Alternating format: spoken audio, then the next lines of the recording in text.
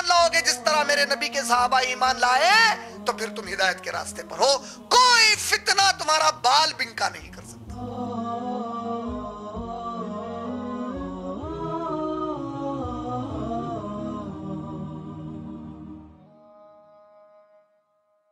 لا الہ الا اللہ. بسم اللہ الرحمن الرحیم. انشاءاللہ ہم آج کی اس نشست کی شروعات قرآن الحکیم کی قرآت سے کریں گے. اعوذ باللہ من الشیطان الرجیم.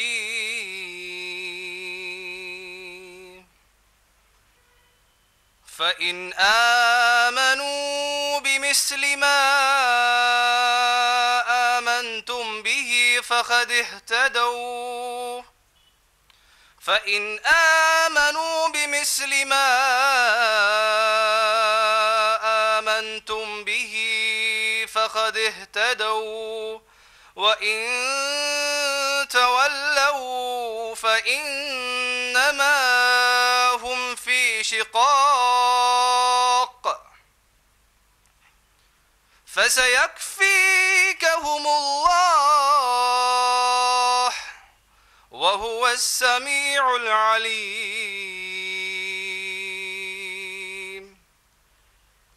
أعوذ بالله من الشيطان الرجيم.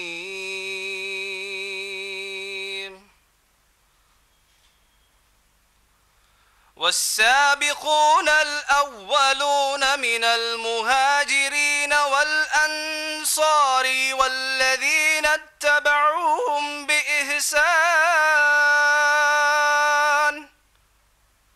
رضي الله عنهم ورضوا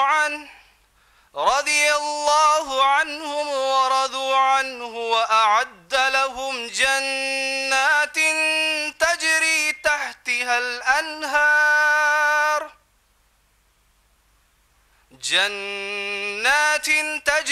تحتها الأنهار خالدين فيها أبدا ذلك الفوز العظيم. انشاءاللہ میں اب آپ تمام کے سامنے سورہ بقرہ سورہ نمبر 2 کی آیت نمبر 137 کا ترجمہ پیش کروں گا، جس میں اللہ سبحانہ و تعالیٰ فرماتے ہیں کہ اگر تم ایمان لاؤ جیسے کہ وہ یعنی صحابہ اکرام رضی اللہ تعالی عنہم اجمعین ایمان لائے تو تم ہدایت پر ہو یعنی سیدھے راستے پر ہو، اور اگر تم منہ پھیر لیتے ہو تو تم شاخوں میں بٹ جاؤ گے، پھر تو بس اللہ ہی تمہارے لیے کافی ہے، اور اللہ ہر چیز کا سننے اور جاننے والے ہیں. اللہ سبحانہ تعالیٰ سورہ توبہ سورہ نمبر 9 کی آیت نمبر 100 میں فرماتے ہیں کہ اور سب سے پہلے ایمان لانے والوں میں مہاجر اور انصار اور وہ جنہوں نے ان کی پیروی کی، ان سب سے اللہ راضی ہوئے اور وہ اللہ سے راضی ہوئے، اور اللہ نے ان کے لیے باغات تیار کیے ہیں جن کے نیچے نہریں بہہ رہی ہیں، جس میں وہ ہمیشہ ہمیشہ رہیں گے، اور یہ بڑی زبردست کامیابی ہے. انشاءاللہ اس سے پہلے کہ میں بردر عمران کو آج کی تقریر کے لیے مدعو کروں، میں آپ تمام کے سامنے IREF کا مختصر تعارف پیش کرنا چاہوں گا. IREF یعنی اسلامک ریسرچ اینڈ ایڈوکیشنل فاؤنڈیشن شہر حیدرآباد کا 1998 عیسوی یعنی 1998 کرسچین ایرا سے قائم کیا گیا ایک اسلامی دعوت دین کا ادارہ ہے. ماشاءاللہ IREF کا بنیادی مقصد غیر مسلمانوں میں دین اسلام کو پیش کرنا اور ساتھ ہی ساتھ مسلمانوں میں بھی اصلاح کے کام کو انجام دینا ہے. تو اسی کے ساتھ بلا کسی تاخیر میں بردر عمران سے گزارش کرتا ہوں کہ وہ آئیں اور اپنی تقریر بعنوان صحابہ کی فکر آخرت. بردر عمران. الحمدللہ رب العالمین والصلاة والسلام علی رسولہ الکریم وعلی آلہ واصحابہ اجمعین. اعوذ باللہ من الشیطان الرجیم. یا ایہا الذین آمنوا اتقوا اللہ وکونوا مع الصادقین. رب اشرح لی صدری ویسر لی امری वहलुल उक़दतम मिन लिसानी यफ़क़हू क़ौली। अम्मा बाद, मोहतरम नाज़िम जलसा अलीमुद्दीन का, मेरे तमाम भाइयों का और मेरी बहनों का मैं इस्लामी तरीक़े से इस्तक़बाल करता हूँ। अस्सलामु अलैकुम व रहमतुल्लाहि व बरकातुहू। माशाअल्लाह, मेरी आज की इस मुख्तसर तकरीर का जो उन्वान है वो है सहाबा की फ़िक्र आखिरत। मैंने जिस आयत शरीफ से अपने इस बयान की शुरुआत की वो सूरह तौबा सूरा नंबर 9 की आयत नंबर 119 है। अल्लाह सुब्हानहू व तआला ने इस आयत में फरमाया, या अय्युहल्लज़ीना आमनुत्तकुल्लाह, ऐ लोगो जो ईमान लाए हो, अल्लाह से डर इख्तियार करो, अल्लाह की परहेजगारी इख्तियार करो, अल्लाह की फरमाबरदारी इख्तियार करो, यानी वो रास्ता इख्तियार करो जो तुम्हारे और जहन्नम की आग के बीच में क़यामत के दिन ढाल बन जाए। या अय्युहल्लज़ीना आमनुत्तकुल्लाह, क्योंकि अरबी लफ्ज़ जो तक़वा है, तक़वा का माना है ढाल, और अल्लाह के रसूल करीम सल्लल्लाहु अलैहि वसल्लम ने तो वाज़े तौर पर रोज़े को कहा है कि रोज़ा जहन्नम की आग के मुकाबले में ढाल है।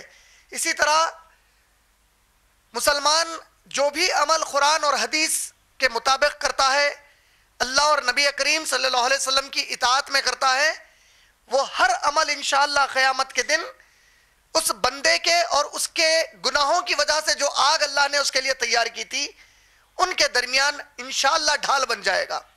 तो अल्लाह ने क्या कहा इस आयत में, सूरह तौबा की आयत नंबर 119। सूरह तौबा आप लोग जानते हैं जो कुरान मजीद का वाहिद सूरा है जो बिस्मिल्लाहिर्रहमानिर्रहीम से शुरू नहीं होता है। अल्लाह ने इसमें क्या कहा, या अय्युहल्लज़ीना आमनुत्तकुल्लाह, ऐ लोगो जो ईमान लाए हो, अल्लाह का तक़वा इख्तियार करो, अल्लाह की परहेजगारी इख्तियार करो। और क्या कहा, वकूनू मअस्सादिकीन, और उन लोगों के तुम भी साथी बन जाओ, तुम उनके दोस्त हो जाओ, तुम उनका साथ देने वाले बन जाओ जो सादिकीन हैं, जो सच्चे हैं। और इस आयत की तफसीर बगैर किसी इख्तिलाफ के अहले सुन्ना वल जमा के पास, यानी हम सुन्नियों के पास मुत्तफिक तौर पर यही है कि कूनू मअस सादिकीन से मुराद अल्लाह के रसूल करीम सल्लल्लाहु अलैहि वसल्लम के सहाबा कराम रज़ियल्लाहु ताला अन्हुम अजमईन है। अल्लाह ने कहा कि ऐ लोगों जो ईमान लाए हो, अल्लाह का डर इख्तियार करो और सादिकीन के साथ हो जाओ, यानी सहाबा के तर्ज की जिंदगी गुजारने वाले बन जाओ इंशाअल्लाह। आज का मेरा ये जो उन्वान है सहाबा की फ़िक्र आखिरत, ये एक बहुत बड़ा उन्वान है। इस कम वक्त में यकीनन मैं इसके साथ इंसाफ नहीं कर सकता माशाअल्लाह, उसके बावजूद मैं कोशिश करूँगा कि चंद ऐसी बातें हमारे सहाबा की ज़िंदगी की जिसका ताल्लुक़ सहाबा के आखिरत पर जो ईमान था उससे है, वो आप लोगों के सामने बयान करूँ, ताकि इंशाअल्लाह अल्लाह से दुआ है कि अल्लाह हमारे अंदर सीनों में वैसा ही ईमान और वैसी ही फ़िक्र आखिरत पैदा फरमा दे इंशाअल्लाह। सबसे पहले तो सहाबा की फ़िक्र आखिरत ये उन्वान लेने के पीछे इसकी वजह क्या हो सकती है, मैं उसको चंद अहादीस की रोशनी में बयान करूँगा इंशाअल्लाह कि मैंने सहाबा की फ़िक्र आखिरत क्यों ली। अल्लाह के रसूल करीम सल्लल्लाहु अलैहि वसल्लम फरमाते हैं, मुस्नद अहमद बिन हम्बल की रिवायत है, आप सल्लल्लाहु अलैहि वसल्लम ने फरमाया कि अल्लाह सुब्हानहू व तआला ने जब इंसान के तमाम अरवाह को पैदा किया, यानी इंसानों की रूह को पैदा किया, आदम अलैहिस्सलाम से लेकर जो आखिरी इंसान का बच्चा इस ज़मीन पर पैदा होने वाला है क़यामत आने तक, जब इन तमाम की अरवाह को अल्लाह ने पैदा फरमाया तो अल्लाह के नबी करीम सल्लल्लाहु अलैहि वसल्लम फरमाते हैं कि अल्लाह सुब्हानहू व तआला ने उन रूहों के दिलों में झांका ताकि ये देखे कि सबसे पाक और साफ दिल किसका है। और आप सल्लल्लाहु अलैहि वसल्लम ने फरमाया कि जब अल्लाह की नजर मेरी रूह पर पड़ी तो अल्लाह ने मेरे दिल को सबसे पाक दिल पाया और मुझे मोहम्मद रसूलुल्लाह सल्लल्लाहु अलैहि वसल्लम बनाकर इस जमीन पर भेजा। और मेरे बाद अल्लाह एक के बाद एक सबके दिलों में झांकते गया, यहां तक कि उसने तमाम अपने अंबिया अलैहिस्सलातु वस्सलाम को चुन लिया। अब गौर से सुनिए क्या कहा अल्लाह के नबी करीम सल्लल्लाहु अलैहि वसल्लम ने। तमाम रूहों को अल्लाह ने जब पैदा फरमाया और फिर दिलों में जब झांकना शुरू किया تو سب سے پاک دل میرا دل پایا، اور اللہ نے مجھے محمد رسول اللہ صلی اللہ علیہ وسلم بنا کر چنا۔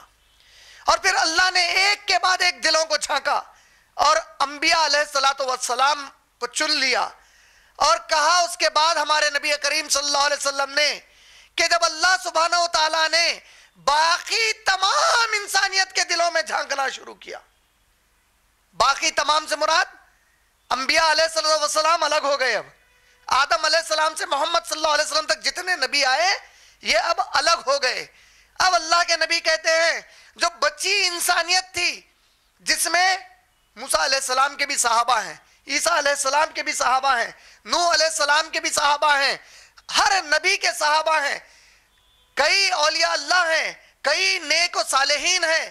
جب اللہ نے انبیاء علیہ السلام کے بعد تمام باقی کے بندوں کی دلوں میں جھانکنا شروع کیا تو اللہ نے پایا کہ میرے صحابہ کے دل سے پاک اور کسی کے دل نہیں ہے، تو انہیں میرے صحابہ بنا کر پیدا کر دیا۔ اللہ اکبر۔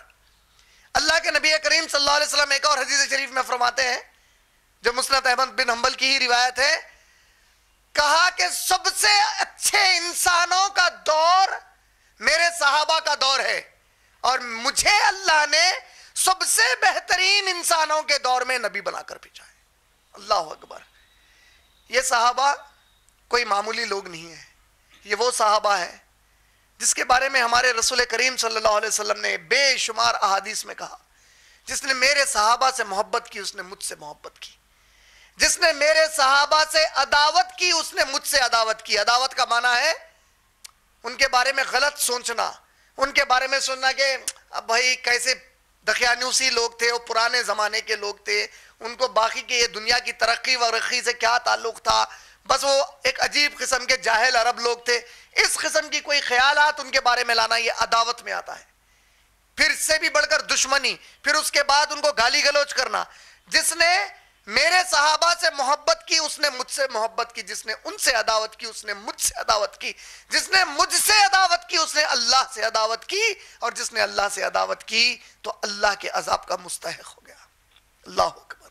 یہ وہ صحابہ رضی اللہ تعالیٰ عنہم اجمعین ہیں۔ آج ہم جب کہہ رہے ہیں کہ ان کی فکر آخرت کے بارے میں ہم انشاءاللہ کچھ گفتگو کریں گے، تو پہلے ہم جس طرح صحابہ کی یہ چند ایک دو چار احادیث میں عظمت کو سمجھنے کی کوشش کی ہے، آخرت کو بھی سمجھنے کی کوشش کرتے ہیں۔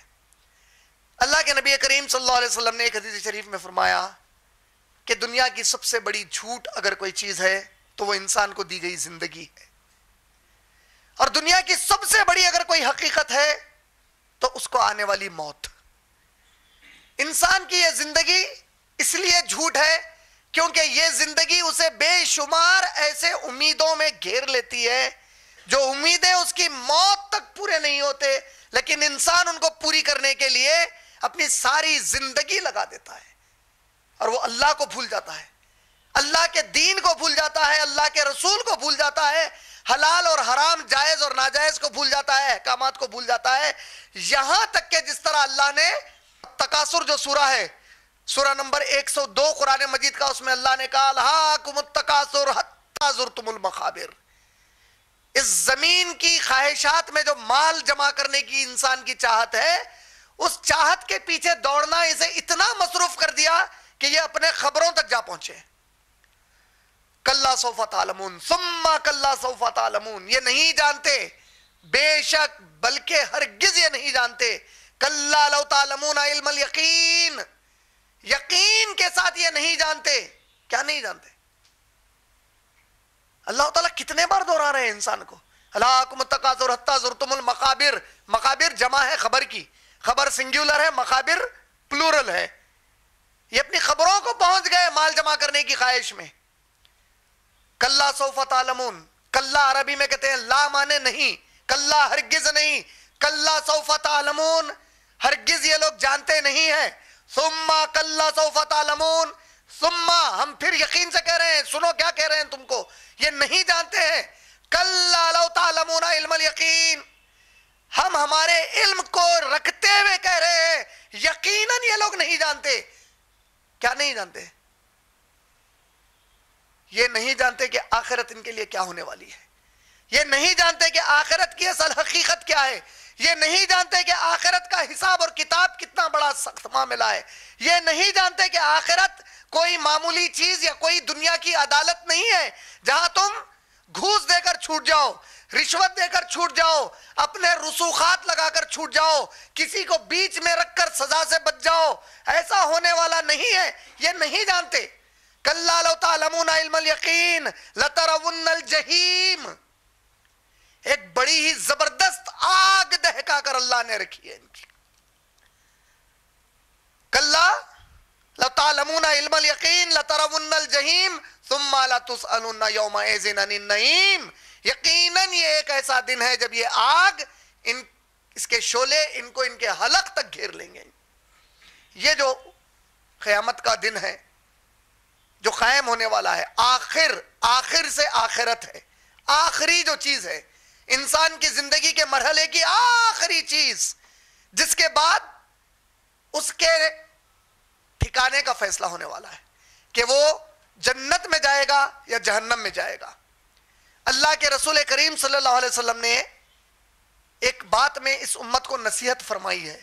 اس نصیحت کو اگر آپ لوگ آپ کے باپ کی یا دادا کی نصیحت کی طرح لیتے ہیں تو اسے ویسے ہی لیں، آپ اس کو کسی عالم کی نصیحت کے طور پہ لیتے ہیں تو ویسی لیں، ولی کے لیں تو ویسی لیں، لیکن جس کے دل میں ایمان ہے وہ یہ جان لے کہ جب رسول کریم صلی اللہ علیہ وسلم کی بات آ جائے تو ان کا مقابلہ کسی اور سے ہو ہی نہیں سکتا۔ یہ نصیحت ہمارے نبی کریم صلی اللہ علیہ وسلم نے اس امت کو کی ہے، اور جو نصیحت رسول کریم صلی اللہ علیہ وسلم اس امت کو کرتے ہیں وہ یہ یقین سے کرتے ہیں کہ میرا امتی اس کو نظر انداز نہیں کرے گا، میرا امتی اس کو ٹالے گا نہیں، میرا امتی مجھ پر ایمان رکھتا ہے تو یقین کے ساتھ رکھے گا کہ جو نصیحت میں کر رہا ہوں یہ اس کے ساتھ ہونے ہی والا ہے۔ ایک مرتبہ ابو موسیٰ اشعری رضی اللہ تعالیٰ عنہ اور ان کے ساتھ کچھ صحابہ مسجد نبوی کی طرف آئے ایک مقام سے سفر کرتے ہوئے، اور جب وہاں پر پہنچے تو مغرب کی اذان دے جا چکی تھی اور نبی کریم صلی اللہ علیہ وسلم بس امامت کے لیے کھڑے ہی ہونے والے تھے۔ آپ لوگ اس مسجد میں داخل ہوئے، مغرب کی نماز رسول کریم صلی اللہ علیہ وسلم کے پیچھے ادا کیا، اور اللہ کے نبی کریم صلی اللہ علیہ وسلم نے نماز پڑھاتے ہی اپنی گھر کی طرف روانگی اختیار کی، وہ گھر لوٹ گئے۔ ابو موسیٰ اشعری رضی اللہ تعالیٰ عنہ اور ان کے ساتھ کے جو صحابہ تھے وہ بیٹھے تھے، انہوں نے کہا کہ چلو بھائی کیا کرتے ہیں، ہم لوگ اپنے اپنے گھروں کو چلے جائیں گے، بڑے تھکے ہوئے ہیں۔ پھر ابو موسیٰ اشعری رضی اللہ تعالیٰ عنہ نے ان سب سے کہا کہ کتنا پیارا ہوگا کہ اگر ہم کچھ صبر کر لیں اور انتظار کر لیں اور عشاء کی نماز بھی ہمارے نبی کی امامت پہ پڑھ لیں۔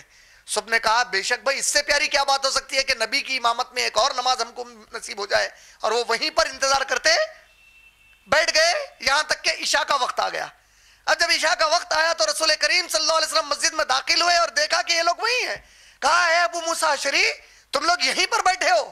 کہا یا رسول اللہ ہاں ہم یہیں پر بیٹھے ہیں صلی اللہ علیہ وسلم۔ کہا کیا بات ہے؟ کہا اللہ کے رسول، ہم نے مغرب آپ کے پیچھے ادا کی، اب جب مغرب ہو گئی تو ہم لوٹنا چاہتے تھے، پھر ہمیں اللہ نے خیال ڈالا کہ بھائی ایک اور نماز اپنے نبی کے پیچھے پڑھ لو۔ ہم نے سوچا کہ اس سے پیاری کائنات میں کیا بات ہو سکتی ہے، اس سے بڑی دولت کیا نصیب ہو سکتی ہے کہ وقت کے رسول کے پیچھے ایک اور نماز ہم کو مل جائے، تو ہم نے سوچا کہ ہم انتظار کریں گے۔ تو اللہ کے نبی کریم صلی اللہ علیہ وسلم نے جب یہ بات سنی تو اپنے چہرے مبارک کو آسمان کی طرف اٹھایا اور کہا کہ اے ابو موسیٰ، اس آسمان پر تجھے کیا دکھائی دیتا ہے؟ کہا اے اللہ کے رسول، اس پر تارے دکھائی دیتے ہیں۔ کہا اے ابو موسیٰ، یہ تارے جب تک وہاں پر تھمے ہوئے ہیں سمجھنا کہ آسمان جمع ہوا ہے۔ غور سے سنیں بات، کیا پیاری نصیحت کر رہے ہیں، غور سے سنیے، امت کے لیے نصیحت آ رہی ہے۔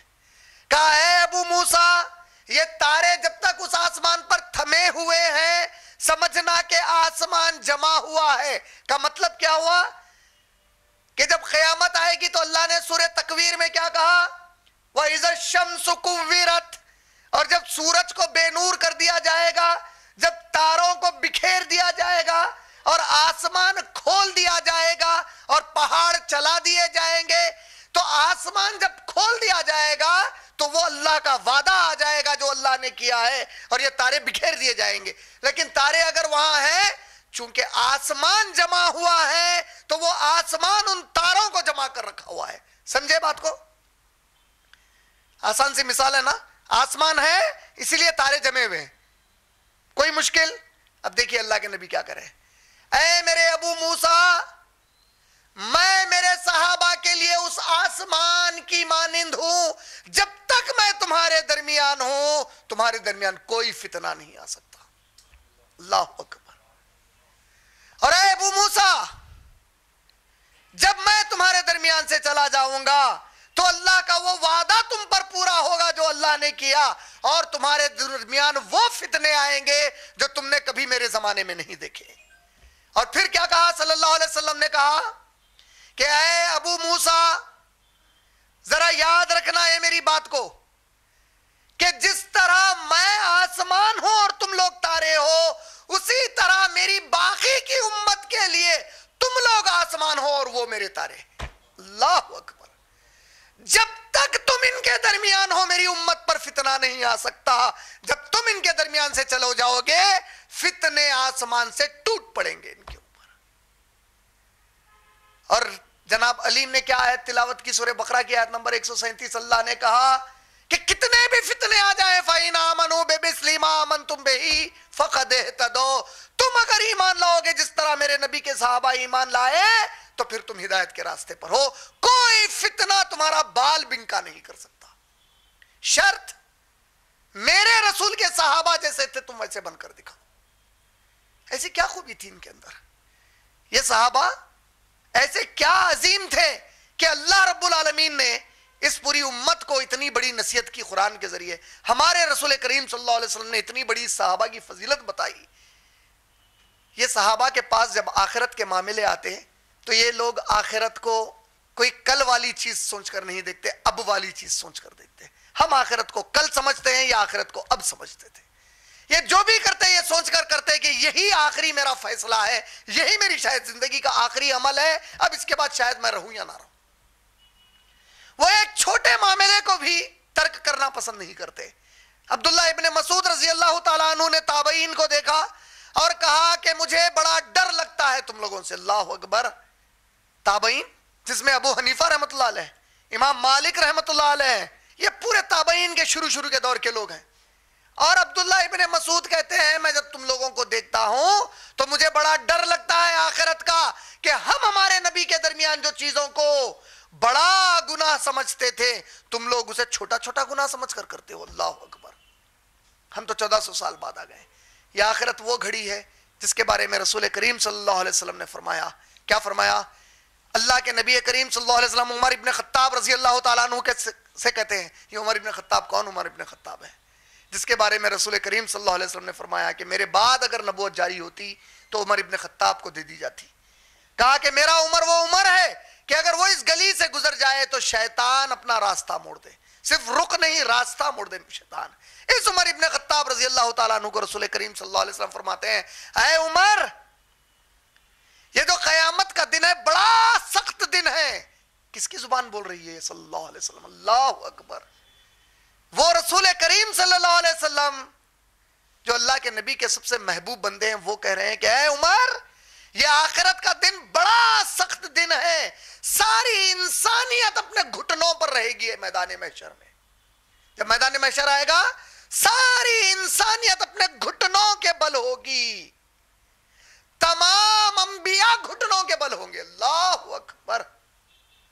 انسانیت، ہم تو گنہگار، حد درجہ گنہگار، انبیاء معصومین ہیں جس سے کبھی گناہ نہیں ہوتا۔ اللہ کے رسول صلی اللہ علیہ وسلم فرماتے ہیں اے عمر، میدان محشر آئے گا تو تمام انسانیت گھٹنوں کے بل ہوگی، انبیاء گھٹنوں کے بل ہوں گے، اور میرے عمر یاد رکھ، اللہ اکبر کیا کہہ رہے ہیں سنیے، میرے عمر یاد رکھ کہ اگر تو نے 70 نبیوں کی نیکیاں بھی کر لی تب بھی میدان محشر میں گھٹنے کے بل پر ہوگا اور ایک ہی کلام تیرے زبان پر ہوگا، اللہم سلم اللہم سلم، اے اللہ مجھے بچائیے، اے اللہ مجھے بچائیے۔ اللہ اکبر، اللہ اکبر۔ اے میرے عمر، اگر تو 70 نبیوں کی نیکی کر لیا ہوگا تب بھی گھٹنے کے بل ہوگا اور ایک ہی بات تیری زبان پر ہوگی اس دن، اللہم سلم اللہم سلم، اے اللہ مجھے بچا لیجئے، اے اللہ مجھے بچا لیجئے۔ یہ وہ آخرت کی بات ہے صحابہ کی نظر میں یہ آخرت بڑی عظیم چیز تھی. جب روم اور ایران سے جنگ ہوئی تو رومی بادشاہ اس نے بعض علاقے کے جو عرب قبیلے تھے ان میں سے بعض یہودی عربوں کو چنا. اس نے ان سے کہا کہ تم لوگ ہمارے لیے جاسوسی کرو کہ یہ محمد صلی اللہ علیہ وسلم کے صحابہ آخر کر کیا رہے ہیں جو اتنی بڑی ان کو فتح نصیب ہو رہی ہے. بھئی یہ لوگ اتنے بڑے بڑے مملکتوں کو گرا رہے ہیں. ایک ایسی قوم جس کے اوپر کبھی ہم حکومت کرنا گوارا نہیں کیا, ان کی کوئی تاریخ نہیں ہے, ان کی کوئی ہستی نہیں ہے, ان کی کوئی حیثیت نہیں ہے, یہ قوم اچانک اتنی بڑی طاقتور کیسے ہو گئی, اتنے بڑے عروج پر کیسے آ گئی, ذرا جا کر جاسوسی کرو کہ ان کی تیاریاں کیا چل رہی ہیں ہماری خلاف. تو یہ جو یہودی عرب تھے جس کی زبان وغیرہ بھی عربی مادری زبان ہوتی تھی, یہ لوگ بآسانی اپنے آپ کو منافقین کے طور پر داخل کیے صحابہ کی ٹولی میں. خالد بن ولید رضی اللہ تعالیٰ عنہ کا لشکر تھا, اس لشکر میں یہ داخل ہوئے, کلمہ پڑھ کر فوج کے ساتھ رہنے لگے, کافی وقت گزارا, لگ بھگ 1 مہینے کے بعد لوٹے. لوٹ کر کہا کہ ہم کچھ خاص چیز تو نہیں بتا سکتے کہ ان کو وہ طاقت کہاں سے مل رہی ہے, کیا چیز آ رہی ہے, لیکن جو کچھ ہم نے دیکھا ہے آپ کے سامنے حق کے ساتھ بیان کر دیں گے اے بادشاہ سلامت. کہا کہ بولو کیا دیکھا تم نے. اللہ اکبر اللہ اکبر. کون دے رہا ہے گواہی؟ وہ جو دشمن ہے صحابہ کا, وہ جو دشمن ہے اسلام کا, وہ جو دشمن ہے کتاب اللہ کا, وہ جو دشمن ہے دین اسلام اور صحابہ اور مسلمانوں کا, یہ گواہی دیتا ہے بادشاہ کو اور کہتا ہے کہ ہم نے دیکھا ہے کہ ان کے جو بڑے بڑے رئیس لوگ ہیں, ان کے جو غرباء ہیں, ان کے جو فقراء ہیں, جو غریب ہیں ان کے پاس, جو فقیر ہیں ان کے پاس, جو رئیس مالدار ہیں ان کے پاس, جو بڑے نامور ہیں اور جس کا کوئی نام نہیں ہے, یہ سب کے سب ایک صف میں کھڑے ہو جاتے ہیں جب رب کی پکار آتی ہے. یہ کوئی اس کے فیصلے کو پورا کرنے میں کوتاہی نہیں برستے.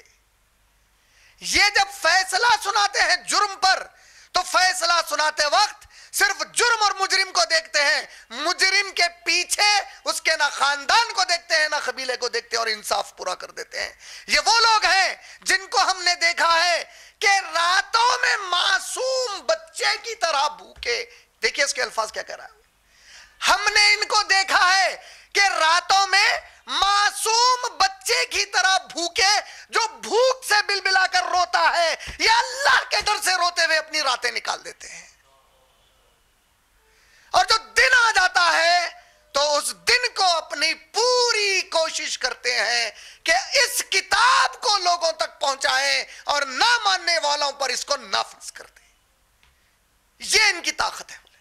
اللہ اکبر. یہ ہمارے صحابہ رضی اللہ تعالیٰ عنہ مجمعین, یہ صحابہ کی فکر آخرت تھی کہ جو صحابہ اللہ کے رسول سے بار بار خوشخبریاں سن رہے ہیں, بار بار کہا جا رہا ہے کہ اللہ تم سے راضی ہو گئے, تم اللہ سے راضی ہو گئے.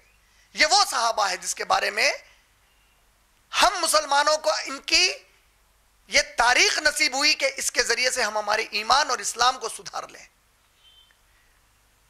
ایک صحابی تھے جس کا نام تھا سعد رضی اللہ تعالیٰ, سعد بن وقاص نہیں, ایک اور صحابی تھے سعد رضی اللہ تعالیٰ عنہ.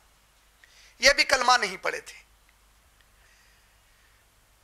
یہ ایک مرتبہ نبی کریم صلی اللہ علیہ وسلم کے پاس آ کر کہتے ہیں یا رسول اللہ, میں بھی کلمہ نہیں پڑھا ہوں, میرے چہرے کے اوپر کوئی ایسی خاصیت نہیں ہے کہ لوگ مجھے پسند کرے, یہاں تک کہ میں اتنا بدصورت ہوں, اتنا کالے رنگ کا ہوں کہ لوگ مجھ سے زیادہ دوستی بھی نہیں کرتے میرے چہرے وغیرہ کو دیکھ کر. اے اللہ کے رسول, غور سے سنیے حدیث کو, اے اللہ کے رسول صلی اللہ علیہ وسلم, میرے پاس نہ مال ہے نہ دولت ہے جس کی وجہ سے کچھ لوگ کھینچ کر آ جائیں. انسان بڑا خود غرض ہے. جب کسی کے پاس دولت ہوتی ہے تو نہ اس کی حیثیت اور اوقات کو دیکھتا ہے, نہ اس کے پیشے کو دیکھتا ہے, بس دولت کی غرض سے اس کے پیچھے بھاگتا ہے, اس کے مقام کو دیکھ کر بھاگتا ہے. اور یہ صحابی کہہ رہے ہیں جو بھی کلمہ نہیں پڑھے ہیں کہ اے اللہ کے رسول میں بڑا بدصورت ہوں, اے اللہ کے رسول میرے پاس مال اور دولت نہیں, اے اللہ کے رسول میں بڑا کالا ہوں, لوگ مجھ سے دوستی نہیں کرتے, میرے نزدیک نہیں آتے, میرے پاس کوئی ایسی صلاحیت نہیں ہے جس سے لوگوں کو میں متاثر کروں, بس آپ سے ایک چھوٹا سوال ہے میرا اللہ کے رسول. کہا پوچھ ساتھ, کیا سوال ہے تیرا؟ کہا اللہ کے رسول اگر میں ان سب چیزوں کے نہ ہونے کے باوجود, دیکھیں کیا سوال کر رہے ہیں, میرے پاس یہ کچھ بھی نہیں ہے, میں خلاش ہوں, فقیر ہوں، فقاٹ ہوں، کچھ بھی نہیں ہوں، اس سب کے باوجود میرے اللہ کے رسول اگر میں مسلمان ہو جاؤں اور اسلام پر قائم رہوں اور اسلام پر مر جاؤں تو کیا میں جنت میں آپ کے ساتھ رہوں گا؟ اللہ اکبر. کہا کہ اے سعد یقیناً تو نے جیسے کہا اگر تو کلمہ پڑھ لے تو اسلام پر قائم رہے اور اس حال میں موت آ جائے تو یقیناً میرے ساتھ رہے گا. کہا کہ کلمہ پڑھائیے، کلمہ پڑھ دیے. اب کہا کہ اے اللہ کے رسول میرا جی چاہتا ہے کہ میں شادی کروں، میری عمر ہو چکی ہے، لیکن مجھے کوئی بچی بھی نہیں دیتا، نہ کوئی بیٹی دیتا ہے، نہ کوئی بہن دیتا ہے، نہ کوئی نواسی دیتا ہے، نہ پوتری دیتا ہے. کہتے ہیں تیری حیثیت اور تیری اوقات دیکھ. تو اللہ کے نبی کریم صلی اللہ علیہ وسلم نے کہا اے سعد عمر رضی اللہ تعالیٰ عنہ کے پاس جا. یہ ایک مدینے کے بڑے سردار تھے، انصار میں بڑے مال والے تھے، ان کا بڑا مقام تھا مدینے میں. کہا اس کے پاس جا اور اس سے کہے کہ میں نے تجھے بھیجا ہے اس کی بیٹی سے نکاح کرنے کے لیے. اللہ اکبر. یہ فوری خوشی گئے، کیونکہ اس زمانے میں عمر رضی اللہ تعالیٰ عنہ کی بیٹی کے چرچے چل رہے تھے کہ بڑی دیندار لڑکی ہے. اس زمانے میں صحابہ کے جب چرچے ہوتے مسلمان بچیوں کے تو اسٹیج کی ڈانسر ہے، کالج کی ریمپ پہ واک کرتی بول کے نہیں ہوتے، بڑی دیندار لڑکی ہے، اور صحابہ میں جستجو ہو جاتی کہ ہم میں سے کون اس سے شادی کر لے. تو بڑے چرچے ہو رہے تھے کہ خوبصورت بھی ہے، دینداری تو پوچھو ہی مت، سونے پر سہاگا، خوبصورت بھی ہے، اور اللہ نے اسے خاندان بھی دیا ہے، اللہ نے اس کے خاندان کو مال بھی دیا ہے. تو صحابہ بڑی کوشش میں تھے کہ ان سے نکاح ہو جائے. اور اللہ کے نبی نے کس کو بھیجا؟ ایسے کو جو کہہ رہے ہیں کہ اے اللہ کے رسول میرا چہرہ ایسا ہے کہ میرے ہم جنس مجھ سے دوستی بھی نہیں کرتے، چہرے کو دیکھ کر اتنا بدنما، کالا ہوں، مال نہیں، دولت نہیں، کوئی صلاحیت نہیں، کلمہ پڑھوں تو رہوں گا آپ کے ساتھ، اگر مر گیا کلمے کے ساتھ. کہا کہ لڑکی چاہیے، کوئی دینے تیار نہیں ہے. اب اللہ کے نبی نے دیکھو کس کے پاس بھیج دیا. اللہ اکبر. یہ گئے خوشی دستک دی. عمر رضی اللہ تعالیٰ عنہ باہر نکلے، بولے ساتھ تو یہاں کیوں آیا ہے؟ کہا مجھے اللہ کے نبی نے بھیجا. اب ان کی ہمت بڑھ گئی، نبی صلی اللہ علیہ وسلم کی بیکنگ کے ساتھ ہی بولے مجھے اللہ کے نبی نے تمہارے پاس بھیجا ہے. بولے اللہ کے نبی نے بھیجا ہے، کیا بات ہے؟ کہا اللہ کے نبی صلی اللہ علیہ وسلم کہتے ہیں تمہاری بیٹی کا نکاح مجھ سے کر دو. کہتے ہیں کم بخت، تیری ہمت کیسا بھی میری بیٹی کے بارے میں سوچنے کی؟ تو جانتا ہے تیری حیثیت کیا ہے، تو جانتا ہے تیری اوقات کیا ہے، تو نے کبھی اپنے چہرے کو دیکھا ہے؟ تو کس کی بیٹی مانگنے آ گیا؟ میری بہنیں غور سے سنو. بیٹی نے اپنے باپ کا کلام سنا، کہا یا ابوئی، اے میرے باپ، تیرے جیسے 100 باپ میرے نبی کی بولی پر قربان ہے. اللہ کی قسم ہے اگر یہ میرے نبی نے اس کو میرے لیے پسند کیا ہے تو کائنات میں میرے لیے اس سے اچھا مرد کوئی نہیں ہو سکتا. کہا کہ میرا نکاح کرائیے. نکاح پڑھایا گیا. اب نکاح جب پڑھانے کا وقت آیا، اللہ کے نبی صلی اللہ علیہ وسلم کے پاس آئے. میری بہنیں سنو، یہ صحابہ کی فکر آخرت دیکھو، ان کی نظر میں نبی کی بولی جب تم رشتے کرو تو دینداری کو ترجیح دو. بولے کہ دیکھو کیا دینداری کی ترجیح ہے، اس حد کی ترجیح کہ جس کے دوست اس کے اپنے ہم جنس نہیں بنتے. مرد آدمی خود ان کے چہرے سے ارے بڑا کالا ہے یار، دیوانہ آ گیا، کیسا دکھ رہا، دوستی نہیں کرتے، صلاحیت نہیں، کچھ نہیں.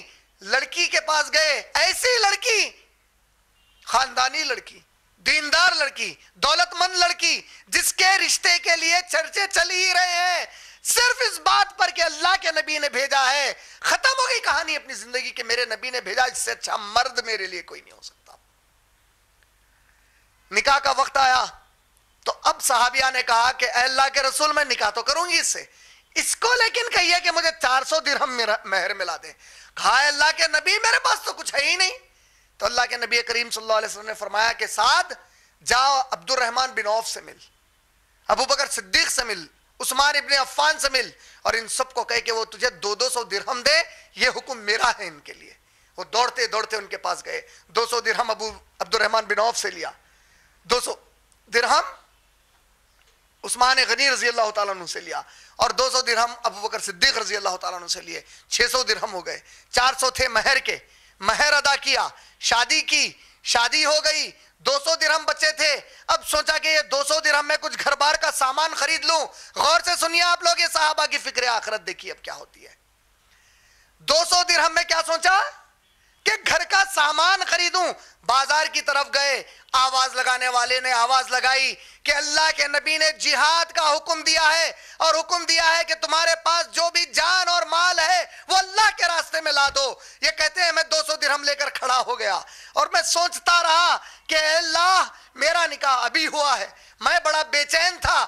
اب جب کہ میرا یہ نکاح ہوا ایسی لڑکی سے جو بہت خوبصورت ہے, ایسی لڑکی سے جس سے میں بے پناہ محبت کرنے لگ گیا ہوں نکاح کے بعد, اے اللہ میری تو کوئی حیثیت ہی نہیں تھی, آپ نے اپنے فضل سے اتنی بہترین حیثیت والی لڑکی دلا دی. اے اللہ 200 درہم ہے, میں کیا کروں؟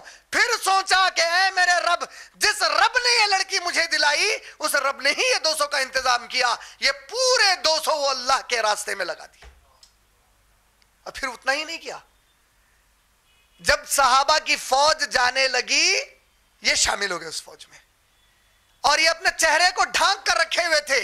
تو بعض صحابہ نے پوچھا کہ تو کون ہے, چہرہ کیوں نہیں دکھاتا؟ اللہ تعالیٰ نے علی رضی اللہ تعالیٰ عنہ سے ایک جملہ وہاں پر کہنے لگا دیا. علی رضی اللہ تعالیٰ نے مداخلت کر کے کہا کہ بڑے عجیب لوگ ہو تم لوگ یار, کوئی اللہ کا بندہ اللہ کے لیے آتا ہے اب اس کی ساری کھوج کرتے ہو. بھائی اللہ کے رسول کا صحابی ہے, وہ آ رہا ہے, کوئی مشکل ہوگی, اس نے چہرے کو ڈھانک لیا ہے اپنے, اس سے تم کو کیا کرنا ہے؟ اور وہ پھر صحابہ خاموش ہو گئے, وہ جنگ میں شریک ہو گئے. جنگ ہوئی اور ان کو لڑائی کا کوئی تجربہ ہی نہیں, کبھی کسی کو ایک مکہ تک نہیں مارا اپنی زندگی میں. جنگ میں چلے گئے اللہ کے راستے میں. کس بات پر گئے ہیں؟ 2 باتیں دماغ میں تھی. کہا کہ اللہ نے مجھے جب کچھ نہیں تھا تو یہ سب کچھ دیا, اور میرے نبی نے کہا اگر میں اس دین پر قائم ہو جاؤں اور اس پر مر جاؤں تو میرے نبی کے ساتھ میں جنت میں ہوں. 2 چیزیں دماغ میں تھی. جنت دکھ رہی تھی ان کو, آپ کو اور مجھے جنت دکھتی ہے. جنت کبھی انہوں نے محسوس کیا؟ کبھی انہوں نے جنت کو ہاتھ لگایا؟ غائب ہے ان کے لیے. صحابہ کے لیے یہ جنت اور جہنم اتنا ہی غائب ہے جتنا آپ کے اور میرے لیے. لیکن فرق ہم میں اور صحابہ میں یہی ہے کہ وہ جو جنت غائب تھی اسے سامنے دیکھتے تھے, جو جنت یقیناً غائب ہو کے بھی سامنے ہے ہم اسے تصور میں یہ رکھتے ہیں کہ بہت دور کی چیز ہے اور کبھی وہ آنے والی ہے یا نہیں, یہ بھی ہمارے علم میں نہیں ہے آج. استغفر اللہ العظیم. وہ میدان میں گئے, دشمن نے وار کیا, وہ ڈھپ سے زمین پر گرے. جیسے ہی گرے ان کا کپڑا چہرے سے ہٹا. اللہ کے نبی صلی اللہ علیہ وسلم پیچھے سے آ رہے تھے. کہا ساتھ تو کدھر سے آ گیا؟ کہا اللہ کے رسول آپ نے ہی تو مجھے تسلی دی تھی کہ میں آپ کے ساتھ ہوں گا, میں آ گیا. اے اللہ کے نبی اب کیا کروں؟ کہا سعد یقیناً تو جو اللہ کے راستے میں کرے گا اللہ اس سے راضی ہو جائے گا, اور اے میرے سعد تیرا ہر یہاں پر اٹھا ہوا قدم تجھے جنت کی طرف لے جا رہا ہے. اس حالت میں پھر اٹھ کر گئے لڑنے, مار دیے گئے. جب صحابہ جنگ ختم ہو گئی اور اللہ کے نبی صلی اللہ علیہ وسلم جنگ ختم ہوتے ہی آواز لگانے لگے کہ میرے سعد کی نعش کہاں ہے, میرے سعد کی نعش کہاں ہے. صحابہ نے انہیں سعد رضی اللہ تعالیٰ عنہ کی نعش کے پاس پہنچایا, وہاں جا کر بیٹھ گئے. سعد رضی اللہ تعالیٰ عنہ کی نعش کو اپنے گود میں رکھ لیا. اللہ اکبر, کیا خوش نصیب ہے, کیسی خوش نصیبی ہے یہ صحابہ کی کہ نبی نے اپنے دامن میں رکھ لیا سر کو. اور پھر اللہ کے نبی صلی اللہ علیہ وسلم رونے لگے. اچانک روتے روتے اللہ کے نبی صلی اللہ علیہ وسلم نے بڑی پیاری مسکراہٹ دی اپنے چہرے انور سے, اور پھر اچانک جس طرح کوئی آدمی کسی سے ایک دم شرما کر پلٹ جاتا ہے اس طرح شرما کر پلٹ گئے, سر کو نیچے رکھا اور اٹھ کر آگے بڑھ گئے. صحابہ نے جب واپس لوٹے تو کہا اللہ کے رسول آپ نے بڑا عجب معاملہ کیا. اللہ کے نبی ذرا ہمیں سمجھائیے کیا معاملہ تھا؟ کہا ہے میرے صحابہ یہ میرا سعد وہ سعد ہے جس سے کوئی دوستی نہیں کرتا. یہ میرا سعد, سنیے میرے بھائی آپ لوگ غور سے سنیے, یہ میرا سعد وہ سعد ہے جس سے کوئی دوستی نہیں کرتا. یہ میرا سعد وہ سعد ہے کہ جس کے پاس نہ مال تھا, نہ دولت تھی, نہ حیثیت تھی, نہ کوئی خاندان تھا, نہ چہرہ تھا, نہ رنگ تھا, نہ کوئی صلاحیت تھی, نہ خوبی تھی, کوئی اسے اپنے پاس آنے نہیں دیتا تھا. یہ میرا سعد جب میرے پاس آیا اور مجھ سے پوچھا کہ اللہ کے رسول اگر اسلام میں قبول کر لوں اور اس پر قائم ہو جاؤں تو کیا اللہ جنت دے گا؟ تو میں نے جب اس سے ہاں کہا, اس محبت میں اس نے وہ چیز کو چھوڑا جس کے لیے سارے مدینے کے نوجوان پیچھے لگے ہوئے تھے. اللہ اکبر. ہر کوئی چاہتا تھا کہ وہ صحابیہ سے نکاح ہو جائے, ہر کوئی چاہتا تھا. سوچو آپ لوگ, شادی کا دن ہے, ہم 50 بہانے دے دیتے اگر اللہ اکبر ہم ہوتے. وہ بولے کہ یہ نکاح جو ہوا, یہ لڑکی جو ملی, میری تو حیثیت ہی نہیں تھی, یہ تو میرے رب کا احسان ہے کہ اسلام کے بدلے میں یہ نعمت ملی, تو پھر میں اسلام کو اس کے لیے کیسے چھوڑ سکتا ہوں. میرا سعد واپس گیا, سعد میری بات پر یقین رکھ کر گیا. یہ یقین آج آپ کا اور میرا کہاں چلے گا میرے بھائی؟ یہ یقین کی کمی ہمارے دلوں میں کیوں آ گئی؟ کیا وہ نبی ہمارے نبی نہیں ہے جو نبی ہمارے صحابہ کے تھے؟ کیا آپ کے دل میں وہ نبی کی جگہ نہیں ہے جو ہمارے صحابہ کے دل میں ہمارے نبی کی جگہ تھی؟ کیا نبی کی بات اتنی سچی نہیں ہے 1400 سال گزرنے کے بعد جتنی سچی ہمارے صحابہ کو دکھا کرتی تھی؟ کیا کہتے ہیں آپ لوگ؟ بدل گئی ہے نبی کی بات؟ نبی کی بات کمزور پڑ گئی ہے؟ آخرت دور ہو گئی ہے؟ آپ لوگوں کا کیا خیال ہے میرے بھائی؟ بولو. جواب نہیں آ رہا. آپ لوگ کیا سمجھتے ہیں؟ آخرت ختم ہو گئی؟ نبی کی بات حق نہیں ہے؟ یہ نبی ہمارے ویسے ہی نبی نہیں ہے جیسے صحابہ کے نبی تھے؟ پھر ہمیں وہ صحابہ کی فکر آخرت کیوں نہیں آ رہی ہے؟ اللہ کے نبی کہتے ہیں اس نے میری بات کو حق مانا, اس نے سب کچھ اللہ کے دین کے لیے چھوڑ دیا. جب میں وہاں گیا تو مجھے تکلیف ہوئی کہ جس کی ابھی شادی ہوئی, جس نے اپنی شادی کی زندگی کو شروع بھی نہیں کیا, وہ آج ختم ہو چکا ہے اللہ کے لیے. لیکن جیسے ہی میں اس تکلیف میں تھا, اللہ نے مجھے ایک ایسا منظر دکھایا جو تم کوئی نہیں دیکھ سکتے. اللہ نے مجھے دکھایا کہ سعد کو اللہ نے جنت کے اونچے مقام پر ایک بہترین محل میں داخل کیا ہے.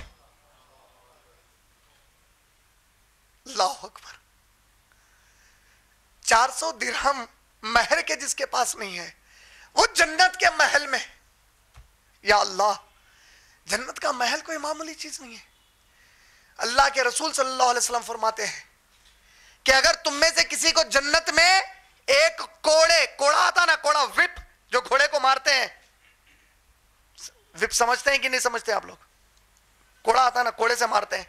اللہ کے نبی صلی اللہ علیہ وسلم فرماتے ہیں اگر تم میں سے کسی شخص کو جنت میں ایک وپ کی جگہ, کوڑے کی جگہ دے دی جائے تو اس رب کعبہ کی قسم ہے تم ساری دنیا کی دولت اگر لگا دو تو اس سے بھی قیمتی وہ جگہ ہے. بولے, اور اس جنت کا محل سعد کو مل گیا رضی اللہ تعالیٰ عنہ کو. اور اللہ کے نبی نے کہا کہ وہ جب محل میں داخل ہو رہا تھا, یا اللہ میرے نوجوانوں سنو, آپ لوگ جس کے لیے اللہ رسول سب کو چھوڑ دیتے ہیں, یہ کیسے صحابی تھے ہمارے. جب وہ محل میں داخل ہو رہا تھا, میں نے دیکھا کہ حوریں اس کی طرف بھاگ رہی ہے, کیونکہ اللہ نے اعلان کروایا تھا کہ میں آج سعد کا نکاح جنت میں حوروں سے کرواؤں گا. ہر حور دوڑ لگا رہی تھی کہ وہ سعد کی بیوی بن جائے, اور جب وہ دوڑنے لگی تو ان حوروں کے پنڈلی کا تھوڑا کپڑا اٹھ گیا اور میں شرما کر پلٹ گیا. یہ آخرت کی فکر تھی صحابہ کے پاس, اور یہ نعمتیں مل گئی ان کو اللہ کی طرف سے. یہ فکر ہماری کیوں چلے گئی آج؟ ہم اس سے دور آج کیوں ہو گئے؟ آخر یہ فکر آخرت ہمارے دماغ سے اوجھل کیوں ہو گئی؟ ہم کیوں اس کو بھول چکے ہیں کہ دنیا ختم ہونے والی ہے؟ میرے بندے سے کہہ دو, اے میرے نبی, ہر بندہ میری دنیا سے ایک حصہ لے لیتا ہے, اور ہر بندے کا حصہ صرف وہ جگہ ہے جہاں پر اس کو ڈال دیا جاتا ہے. اس کے علاوہ کچھ نہیں لے سکتا وہ اس دنیا سے. دھوکہ ہے یہ دنیا, یہ دنیا جھوٹ ہے, اس کی خواہش تباہ کرنے والی ہے. آخرت حق ہے, آخرت یقینی ہے, آخرت آنے والی ہے. اللہ سبحانہ وتعالیٰ نے کیا کہا؟ اللہ نے کہا کہ جب میں قیامت قائم کروں گا اور ان کو اٹھا کر پوچھوں گا بتاؤ کتنا وقت اس زمین پر گزار کے آئے زندگی کا, تو یہ کہیں گے شاید ایک صبح یا ایک شام گزار کر آئے. اللہ اکبر.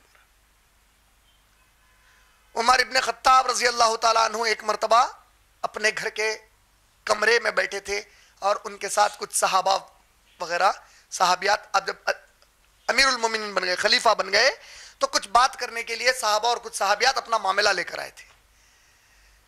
صحابہ اور صحابیات عمر ابن خطاب رضی اللہ تعالیٰ عنہ کے ساتھ اس کمرے میں بیٹھے ہوئے تھے, اور اچانک عمر ابن خطاب رضی اللہ تعالیٰ عنہ نے پوروں سے کہا کہ دیکھو, میں چاہتا ہوں تم لوگ میرے سامنے سناؤ کہ اگر میں تمہیں موقع دوں, یا اللہ تم سے یہ کہے, میں نہیں, اللہ تم سے یہ کہے کہ آج میں تم لوگوں کو ایک موقع دیتا ہوں, تم لوگوں کی ایک دعا جو تم مانگو گے وہ دعا میں تمہارے حق میں ضرور قبول کر لوں گا. اگر ایسا تمہیں موقع مل جائے تو بتاؤ تم کیا دعا کرو گے؟ ایک صحابی کو پوچھا. وہ صحابی نے کہا امیر المومنین میں اللہ سے کہوں گا اے اللہ یہ جتنا بڑا عمر کا کمرہ ہے اگر اتنا مجھے اب سونا دے دیں گے یہ سارا سونا میں آپ کے راستے میں لگا دوں گا. ایک اور صحابی نے کہا کہ امیر المومنین میں اللہ سے کہوں گا کہ اے اللہ احد کی پہاڑی کے اتنا سونا دے دیجئے, وہ پورا سونا میں آپ کے راستے میں لگا دوں گا. پھر ایک صحابی نے کہا یا اللہ, آخری میں سب نے کہا امیر المومنین ہم نے سب تو اپنی اپنی خواہش بتا دی, آپ کو اگر ایسی دعا کا موقع مل جائے جس میں اللہ کہے اے عمر تیری ایک دعا ضرور قبول کر لوں گا تو آپ کیا دعا کریں گے؟ اللہ اکبر, دعا سنیے. یا اللہ, باری آ گئی امیر المومنین کی, سب نے اپنی اپنی بات سنا دی. اب بات آئی عمر ابن خطاب کی. اے امیر المومنین آپ کو اگر یہ دعا کا موقع ملے آپ کیا دعا کریں گے؟ آپ کہتے ہیں رضی اللہ تعالیٰ عنہ عمر ابن خطاب, آپ سوچ بھی نہیں سکتے ویسی دعا کی انہوں نے. کوئی گیس کر سکتا ہے یہاں سے؟ اللہ کا چہرہ آخرت میں دیکھنا چاہتا ہوں. بھائی نے گیس کیا, اچھا گیس ہے ماشاءاللہ. بہنوں کی طرف سے کوئی گیس؟ السلام علیکم. وعلیکم السلام. وہ جو سونا جو سب کلیکٹ کریں گے she will distribute it to everybody. وہ عمر رضی اللہ تعالیٰ, آپ یعنی کہ عمر رضی اللہ تعالیٰ کہیں گے کہ پورا سونا مجھے دو اور میں سب کو بانٹوں گا. اللہ اکبر. الحمدللہ آپ لوگوں نے کوشش کی. آپ دیکھیے عمر ابن خطاب نے کیا دعا مانگی. کہا کہ اگر اللہ مجھے وہ دعا کا موقع دیں گے تو میں کہوں گا اے اللہ جب تک عمر اس زمین پر ہے تو میرے نبی کے صحابہ جیسے صحابہ میری اطاعت میں دلا, ساری دنیا میں اسلام کو غالب کر کے بتا دوں گا. یہ میرے نبی کے صحابہ ہے. صحابہ تم کوئی معمولی لوگ نہیں ہو, تم وہ ہو جس سے محمد رسول اللہ نے محبت کی ہے صلی اللہ علیہ وسلم.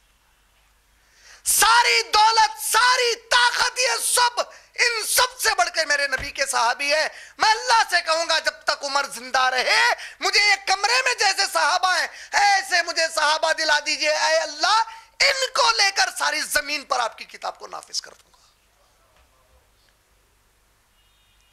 یہ صحابہ کے پاس جب طاقت آئی, جب دولت آئی, جب شہرت آئی, سب کچھ آیا, لیکن فکر آخرت دماغ سے کبھی غول نہیں ہوئی. ہر لمحہ زندگی کا مقصد دماغ کے سامنے تھا, نظروں کے سامنے تھا کہ ہم کو اللہ نے صرف اس کتاب پر عمل کرنے اور اس کو نافذ کرنے کے لیے پیدا کیا ہے. اس کے لیے اگر ہم کٹ جائیں, ہماری والدین کٹ جائیں, خاندان کٹ جائے, اولاد کٹ جائے, سب کٹ جائے, کوئی پرواہ نہیں. ہم اگر ہیں تو اس کی خدمت کے لیے ہیں, ورنہ ہمارا رہنا اور کتے کا جو جنگلی رہنا ان دونوں میں کوئی اور فرق نہیں ہو سکتا. یہ مقصد ہمارے دماغ سے آج ختم ہو چکا ہے. عمر ابن خطاب رضی اللہ تعالیٰ عنہ ایک مرتبہ, ہم سب جانتے ہیں ان کی رات کے وقت کا گشت لگانا بڑا مشہور ہے کہ وہ راتوں میں گھوم گھوم کر دیکھتے تھے کہ کہیں سب معاملے ٹھیک چل رہے ہیں کہ کچھ گڑبڑ ہو رہی ہے. ایک مرتبہ وہ ایسے ہی گشت لگا رہے تھے رات کے وقت, اور انہوں نے دیکھا کہ ایک دور کسی جگہ پر ایک صحابیہ ہیں, انہوں نے کچھ آگ سلگائی ہے. سردی کا بڑا سخت موسم ہے, مدینے کی سردی بڑی سخت سردی ہوتی ہے. مدینے کی سردی کے بارے میں آتا ہے, یا جو لوگ وہاں پر رہتے ہیں جسم آپ کے چمڑے کو پھاڑ دیتی ہے سردی, اتنی سخت سردی ہوتی ہے. -2 -3 ڈگری چلے آتا ہے ٹیمپریچر اس کا, بڑی سخت شدت کی سردی ہوتی ہے. سخت سردی کا موسم تھا, اور یہ صحابیہ کچھ آنچ لگا کر اپنے معصوم بچوں کو گود میں لے کر اس کے آگ کے اطراف بیٹھے ہیں. تو عمر ابن خطاب رضی اللہ تعالیٰ عنہ گشت لگا رہے تھے. انہوں نے سوچا کہ دیکھیں ذرا ماجرا کیا ہے, یہ اتنی رات کو عورت باہر کیا کر رہی ہے, اور پھر معصوم بچے بھی اس کے ساتھ ہیں. وہ وہاں پر گئے اور اس عورت سے کہتے ہیں السلام علیکم کہا. وہ انہوں نے جواب دیا, کہا کہ اے میری بہن کیا میں تھوڑا قریب آ سکتا ہوں, آگ کے سردی لگتی ہے. صحابیہ نے کہا اگر تیرے ارادے اچھے ہیں تو قریب آ, ورنہ میں ہنگامہ کر دوں گی. تو کہا کہ اللہ کی قسم ہے تو میری بہن کی طرح ہے. قریب چلے گئے اور انہوں نے دیکھا کہ وہ صحابیہ کچھ ایک بگونا ہے, اس میں کچھ پانی ہے, اور اس میں نیچے سے کچھ ریتی وغیرہ لیتی ہیں, کچھ بنڈے لیتی ہیں, اس میں ڈالتی ہیں. بچے رو رہے ہیں اور ان کو سمجھاتی رہتی ہیں. کہا کہ یہ کیا کر رہی ہے تو؟ کہا کہ بس اللہ قیامت میں میرے اور عمر کے درمیان فیصلہ کر دے. اللہ اکبر. کہا کہ اللہ میرے اور عمر کے درمیان فیصلہ کر دے کہ ہم بھوکے پڑے ہیں اور عمر پتہ نہیں کہاں ہے. امیر المومنین کہتے ہیں کہ اے بھلی عورت, اے میری بہن تیری یہ حالت کا پتہ عمر کو کیسے چلے گا؟ صحابیہ جواب دیتی ہیں، غور سے سنیے، یہ ہر بھائی کے لیے ہے جس کے ذمہ داری بہن کے اوپر ہے، یہ ہر شوہر کے لیے جس کے تحت اللہ نے بیویاں دی ہیں، ہر ماں کے لیے ہے جس کو اللہ نے اولاد عطا کی ہے، ہر اس عورت کے لیے جس کو اللہ نے شوہر دی اور اس کو کچھ ذمہ داریاں دی ہیں۔ وہ صحابیہ کہتی ہیں کہ اگر عمر کو اپنی قوم کے بارے میں فکر کرنے کی طاقت اور صلاحیت نہیں ہے تو اسے امیر المومنین بننے کی ضرورت کیا تھی؟ یہ تو اس کا کام ہے، وہ جا کر ایک ایک کے بارے میں معلوم کرے کہ تیرا حال کیا ہے، پتہ نہیں کہاں پڑا ہے۔ یہ سننا ہی تھا، عمر ابن خطاب رضی اللہ تعالیٰ عنہ اپنی جگہ سے کھڑے ہوئے اور دوڑتے دوڑتے اپنے فوری گھر کی طرف دوڑے اور غلام کو آواز دیا، کہا جلدی آ جلدی آ، کہا بیت المال کو کھول ذرا۔ امیر المومنین سب خیریت سے، کہا تو پہلے کھول۔ کھولنے لگائے، کچھ آٹا لے لیا، کچھ اور چیزیں لے لی، ایک تھیلے میں ڈالا، غلام سے کہا کہ اے غلام اس تھیلے کو میری پیٹھ پر لاد دے۔ اللہ اکبر، غلام موجود ہے، غلام کو نہیں کہا کہ اے غلام تو لے کر چل، غلام کہتا ہے امیر المومنین میں کس کام کے لیے ہوں، میرے پیٹھ پر لاد دیجئے۔ امیر المومنین کہتے ہیں اے غلام ذرا تو اللہ کو گواہ بنا دے اور یہ کہہ دے پھر میں تیری پیٹھ پر لاد دوں گا۔ کیا کہہ دے؟ تو کہہ دے کہ قیامت میں عمر کے گناہوں کا بوجھ بھی تو اپنے پیٹھ پر اٹھا سکتا ہے۔ یہ کیسی فکر آخرت ہے کہ کسی نے کہا عمر کو ٹھہرائے گی میدان محشر میں، عمر کی تھرتھری چھوٹ گئی، جس سے دنیا تھرتھراتی ہے وہ عمر تھرتھرا رہا ہے قیامت کا نام آخرت کا نام سن کر۔ کہا میری پیٹھ پر لاد، کیونکہ کسی کا بوجھ کوئی اور قیامت میں نہیں اٹھا سکتا۔ پیٹھ پر لادا گیا، دوڑتے دوڑتے گئے، یہاں تک کہ غلام کہتے ہیں ہم نے زندگی میں امیر المومنین کو اتنا نرم ہو جاتے نہیں دیکھا کہ وہ وہاں گئے، سودا نکالا، خود پھونک مارتے ہیں آگ میں، سارا دھواں ان کی داڑھی میں جا رہا ہے، پکوان کیا، پکوان ہونے کے بعد بچوں کو کھلایا اور ٹھہر گئے۔ میں نے کہا امیر المومنین کیا بات ہے، کھڑے ہیں چلیے، کہا صبر۔ جب بچے سو گئے تو عمر ابن خطاب واپس ہونے لگے، ہوتے ہوتے اس عورت سے کہتے ہیں کیا تو اب خوش ہے، کیا تیرے بچے خوش ہیں؟ وہ صحابیہ کہتی ہیں ہاں میں اللہ سے دعا کرتی ہوں کہ اے اللہ عمر کے بجائے تجھے خلافت عطا کر دے۔ اللہ اکبر، یہ کیسی آخرت کی فکر ہے، اتنا سب کیا پھر بھی میں عمر ہوں نہیں کہا، کیونکہ رب کو راضی کرنا مقصود تھا۔ وہ جانے یا نہ جانے کہ کون کر رہا ہے، رب کو معلوم ہے کیا کر رہا ہے اور کون کر رہا ہے۔ کہا کہ تو ضرور اللہ سے یہ بھی دعا کرنا کہ عمر کے ساتھ بھلا ہو، اور تو جب عمر سے ملنے جائے گی انشاءاللہ تو مجھے وہاں پر پائے گی۔ کہا اور چلے گئے۔ یہ کیسی فکر آخرت ہے؟ آج ہم بیویوں کے حق مار رہے ہیں۔ آج آپ مرد آدمی کو قرآن نے کہا کہ تو اللہ کی طرف سے ذمہ دار ہے اپنے بیویوں کے ضروریات کو پورا کرنے کے لیے، تم ان سے جہیز مانگتے ہو، تم ان کے والدین کو ستاتے ہو، اور یہ والدین لڑکیوں کے شوہر اور بیوی میں ذرا سا جھگڑا ہو گیا، بچی گھر آ گئی تو داماد کے خلاف ایک تماشا کھڑا کر دیا۔ کمبختوں جتنے طلاق ہو رہے ہیں آج مسلمانوں میں، اس میں سب سے بڑے فساد کی جڑ لڑکی کے ماں باپ ہے۔ علی رضی اللہ تعالیٰ عنہ اور بی بی فاطمہ رضی اللہ تعالیٰ عنہ میں جھگڑا ہوا۔ بی بی فاطمہ رضی اللہ تعالیٰ عنہ، میں کس کی بات کر رہا ہوں؟ جنت کی خاتون، میرے رسول صلی اللہ علیہ وسلم کی چہیتی لخت جگر بی بی فاطمہ رضی اللہ تعالیٰ عنہ کی بات کر رہا ہوں، جس کے بارے میں ہمارے نبی نے کہا کہ اے علی جس نے فاطمہ کو تکلیف دی اس نے مجھے تکلیف دی۔ اللہ اکبر، یہ فاطمہ رضی اللہ تعالیٰ عنہ کی کس کی بات؟ بی بی فاطمہ، جس کے بارے میں ہمارے نبی نے کہا جس نے فاطمہ کو تکلیف دی اس نے مجھے تکلیف دی۔ اب یہی فاطمہ رضی اللہ تعالیٰ عنہ حضرت علی سے جھگڑا ہو گیا، فوری دوڑتی ہوئی نبی صلی اللہ علیہ وسلم کے گھر آئیں۔ اللہ کے رسول نے کہا اے میری بیٹی کیا بات ہے، تو اچانک گھر آ گئی؟ کہا اے ابھی، اے میرے والد، اے میرے باپ، میرا علی سے جھگڑا ہو گیا۔ اللہ کے نبی صلی اللہ علیہ وسلم تربیت کر رہے ہیں لڑکی کے ماں باپ کو، ذرا آپ میں سے جو باپ ہیں لڑکی کے بھائی ہیں ذرا دیکھیے میرے رسول کی تربیت، اللہ کی قسم آپ کی بیٹی اور آپ کی بہن میرے بی بی فاطمہ کی طرح کبھی نہیں ہو سکتی۔ بی بی فاطمہ کو نبی کہتے ہیں اے میری فاطمہ، میری پیاری بیٹی فاطمہ، فوراً لوٹ جا اور تیرے علی کو راضی کر دے. اگر تیرے واپس جا کے راضی کرنے سے پہلے تو مر جائے تو تیرا باپ محمد رسول اللہ تیری نماز جنازہ پڑھانے نہیں آئے گا.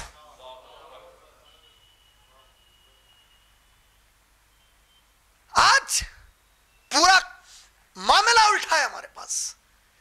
آج گھریں برباد ہو رہے ہیں، مسلم معاشرہ تباہ ہو رہا ہے، چھوٹے چھوٹے باتوں پر زندگیاں ختم کر دی جا رہی ہیں. شوہر کا وہ مقام کہ وقت کے رسول کہتے ہیں فاطمہ اگر تیرے واپس جانے تک تجھے موت آ جائے، علی کے راضی ہونے تک موت آ جائے، تو محمد رسول اللہ تیرے باپ تیرا نماز جنازہ نہیں پڑھائیں گے صلی اللہ علیہ وسلم. اللہ اکبر. یہ فکر آخرت کہاں چلی گئی ہمارے پاس کی آخر؟ بہت تیز دھوپ ہے، تیز دھوپ. اور مدینے کی دھوپ آپ لوگ جانتے ہیں، یہ تو ہندوستان کی دھوپ میں 2500 کے قریب لوگ مر گئے. حیدرآباد کے، تلنگانہ اور آندھرا پردیش کے 2500 لوگ مر گئے. پاکستان کی دھوپ، یہ تو ریگستان والی دھوپ ہے. مدینے کی دھوپ ہے، شدت کی دھوپ ہے. عمر ابن خطاب رضی اللہ تعالیٰ عنہ خلیفہ ہیں. آپ نے اعلان کیا کہ ظہر سے عصر تک کوئی اپنے گھروں کے باہر نہ نکلے، سب لوگ اپنے گھروں میں آرام کریں. سارے صحابہ ظہر پڑھ کے گھروں کی طرف اپنے چلے گئے ہیں، آرام کر رہے ہیں.